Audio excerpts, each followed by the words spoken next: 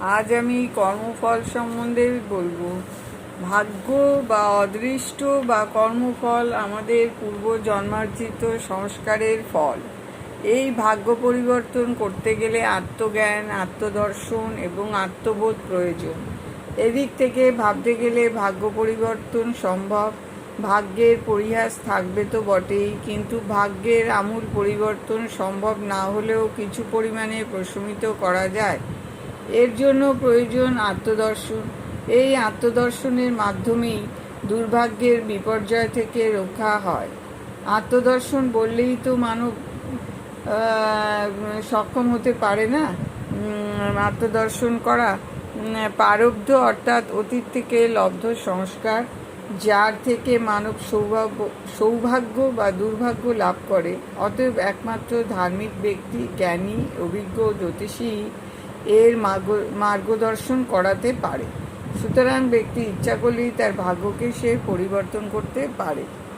অতএব কর্মফল আমাদের অদৃষ্টে বা ভাগ্যে আছে কি, সেটাই আমাদের একমাত্র উপায়, মানে গ্রহণ করা বা অ্যাকসেপ্ট করা। কিন্তু তা কিন্তু নয়।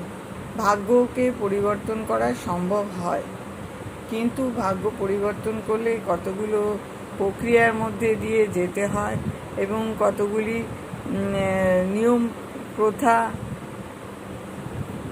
মানতে হয়, উপদেশ এবং কিছু আধ্যাত্মিক ক্রিয়াকর্ম, এইগুলোর ওপর দিয়ে যদি যায় কারুর অভিজ্ঞ ব্যক্তির পরামর্শ অনুযায়ী, তবে সে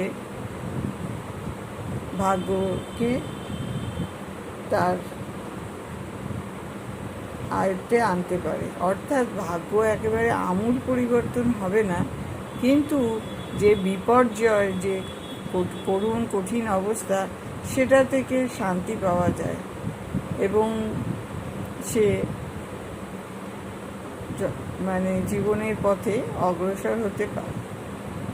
ধন্যবাদ। আজ এই পর্যন্ত, এখানেই আসছি। আমার ফোন নাম্বার তো স্ক্রিনে দেওয়া আছে।